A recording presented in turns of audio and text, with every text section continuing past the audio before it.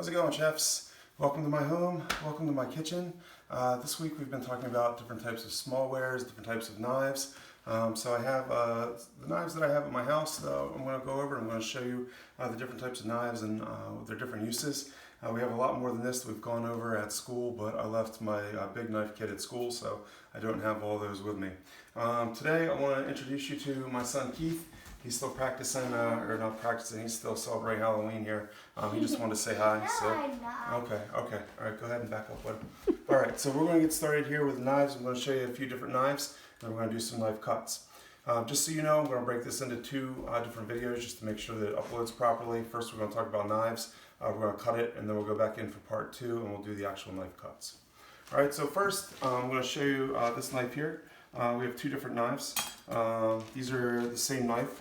One is an 8-inch knife and the other is a 10-inch knife. This is a French knife. So we've talked about French knives. Another word for a French knife is just a chef's knife. So this is your all-purpose knife. This is what you're going to use most in the kitchen. In my knife kit that I carry around with me all the time, I have a French knife, a paring knife, and usually a serrated knife and or boning knife. All right, so this is what we're going to use. This is our all-purpose knife. It's kind of what you're most comfortable with. In the kitchens, I prefer the 10-inch knife. In class, we use the 8-inch knives, whatever you're comfortable with using.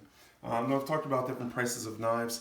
Some knives can get up into $300, $400, $500. These knives here that I kind of have a preference for, they're about 30 bucks. So you hear knives, or if you look up knives, you'll see them being really expensive. They don't have to be. You can get a good knife for around $35. All right, so these are our French knives, or chef's knives, our all-purpose knives. Next, I just have a few more here at home. Since I have them, I'm going to go over them with you. This long guy here, this is called a scimitar knife.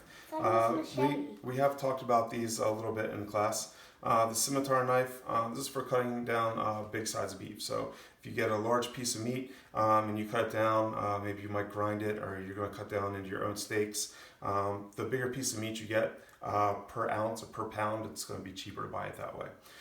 So you can use a scimitar knife. If you get a large piece of meat, it's easier to cut down. You can just go down in big strokes instead of using a smaller knife to try to get through a huge hunk.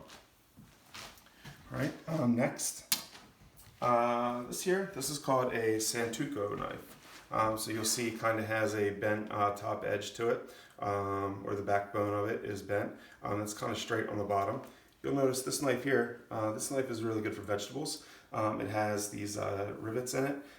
When you slice the vegetable, it helps the vegetable just fall off. So instead of the vegetables just stacking up and then falling over your knife, so when you're cutting, if you're going real fast, instead of the vegetables coming up over, this helps the vegetables just slide off the knife.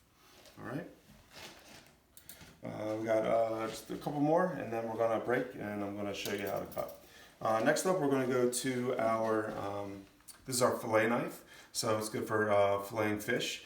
We've talked about this one as well. If you get a large piece of fish in, like a whole side of salmon, a lot of times if you do buy salmon in the restaurant, you'll get the whole side in. The cool thing about the fillet knife is it bends. So when you go down, it has a pretty good bend to it. I have seen them break, so they're not indestructible. But when you have your side of salmon and you have the flat skin on the bottom, these knives are made to go down and go right between the meat and the skin, so the skin comes off. You want to keep as much meat on the actual fillet as possible. The more meat that sticks to the skin, that's just money that you're going to be throwing in the trash. So when it comes to cost control, when it comes to weighing out your fish, you want to get really good with a fillet knife so you can pull those fillets off the skin nicely. I got two more here. This here is a boning knife. So this is good for cutting pieces of beef, or if you get a whole chicken in and you need to break the chicken down, you can use the boning knife, and it does exactly what it sounds like. It cuts all the meat around from the bones. This one also bends, so you can get in and out, so you can cut through. It cuts through cartilage well.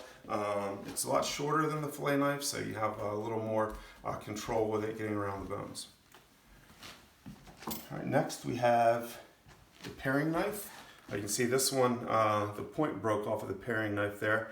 I have a couple of these, but this is the only one that I have in my house. My good one's in my knife bag at school. But paring knives, we've learned that these are good for cutting small fruits, vegetables, when we cut our grapefruit segments. It's good for going in and out of the grapefruit. If we were going to flute some mushrooms or make some nice designs on the top of a mushroom, we'd use this very small knife for. So this is called a paring knife. The last thing that I want to show you here with the knives, this is our steel. So this is not sharp at all, but it does have it's not super smooth. It has a few grooves in it. So we use this to sharpen our knife. So I'm going to take to make sure that my knife's nice and sharp to do our cuts, I'm going to take our French knife here, and I'm going to hold this. I kind of pinch it with my fingers, but you can see how it has these, goes out there. You want to make sure that you keep your fingers back. Don't have your fingers up here because you will cut yourself. So make sure that your thumb is up, your forefinger's kind of pinching it. You're going to start at the bottom, and you're going to go down on one side, and then underneath, you're going to go down on the other side. All right, and that's going to sharpen our knife up. So we'll learn in the textbook this week. This is one way to sharpen knives. This kind of just gets those microscopic burrs off of the knife, so make it nice and sharp. We're also going to read about sharpening stones. That's another way that we can sharpen knives. This is how we're going to do it today, because this is what I have in my house. All right. I think we should sharpen the tiny one too. Did you cut?